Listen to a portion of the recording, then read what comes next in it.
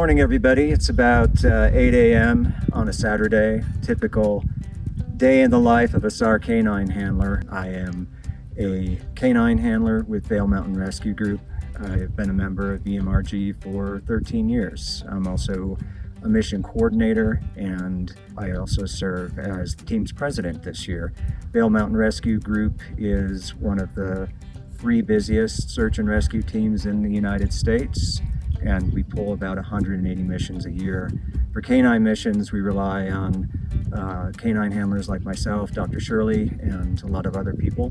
Just wanted to give you a quick tour of my vehicle. This is, I call it my fur runner.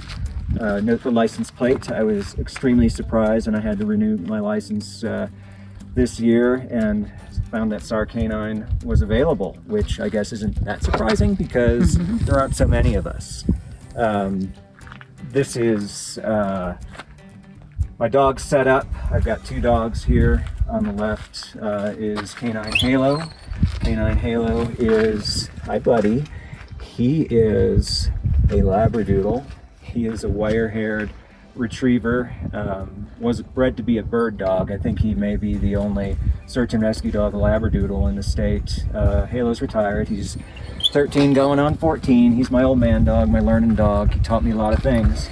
This is canine Stryker, who, like his kennel says, is a little fur missile. Stryker came to me from a kennel in Connecticut that's a specialty breeder of Labrador retrievers, high drive, working dogs that typically deploy for government agencies like FEMA, the military, also Fish and Wildlife. Stryker comes from, on both sides of his lineage, male and female, very strong cadaver dogs. What is a cadaver dog?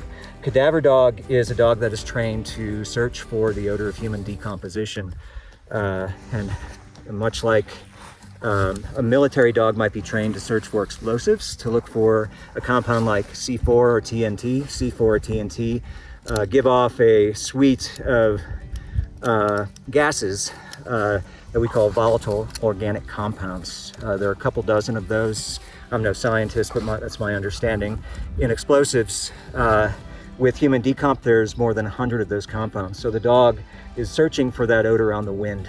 And how do we select dogs for that? The dog has to have drive, has to have what we call toy drive or ball drive.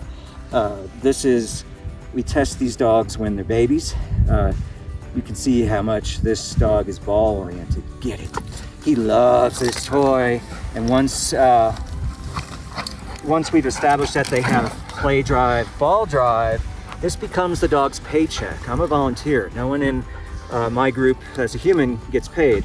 The only people that get paid aren't people, they're dogs. They get paid with play. So once I've established that this dog wants to play with this toy, house, I teach the dog that in order to get this toy, he needs to find his target odor. The target odor of, in this case, human decomposition. Get to work.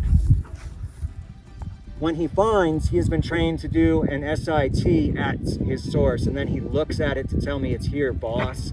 He calls me his boss. Yes, good boy. Bam, that's the paycheck. And then he gets to play.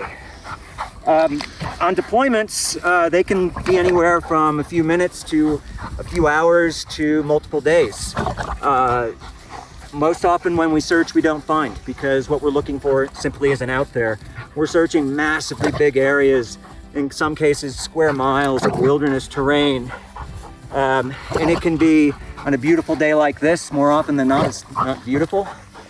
His most recent successful find was a find on Vail Mountain that happened in mid to late February of 2025. A snowboarder went missing on the mountain on one of the most popular front side runs. We searched on skis. This dog also is a avalanche dog. I train with ski patrol. I'm not a patroller, but we trained for just such a thing like this to happen. We searched with ski patrol for an entire week. It had snowed a foot since this guy was missing, and the search was suspended. A week after the search was suspended and it became warmer, I received permission to return with my dog on skis, and we worked with the detective to narrow down 3 2-acre search areas. And we searched the first 2 and didn't find anything. Our subject was in the last area that we searched. Stryker dug into the snowpack, which is his avalanche alert that there's somebody under the snow.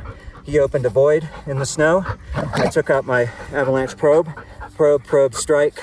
That was our subject.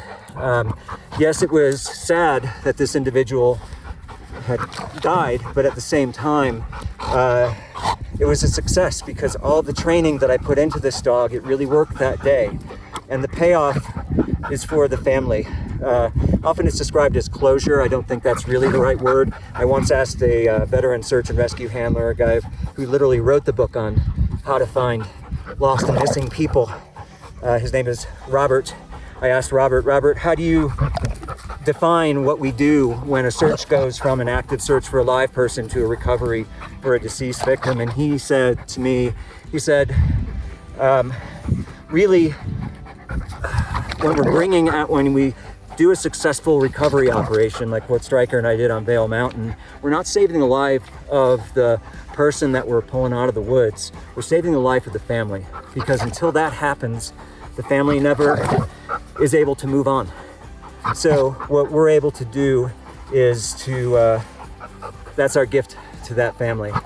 And that's our contribution to our community. That's why we do this work. Stryker works for this ball. I work for you. I work for you because I would want someone to do the same for me. I would want the same thing to happen for if one of my loved ones, one of my friends went missing. I would like to know that there's people out there that can help save a life, and if not save a life, then bring that person out anyway, bring them home. I just ask all of you who are out there to hike safe. Take more than you think you need. Take enough, or if you have to spend a cold night out, you can survive that night. And we will come out and we will look for you. Call us as soon as possible, because we will never charge for a rescue. The sooner you call us, the better. So be safe out there, everybody.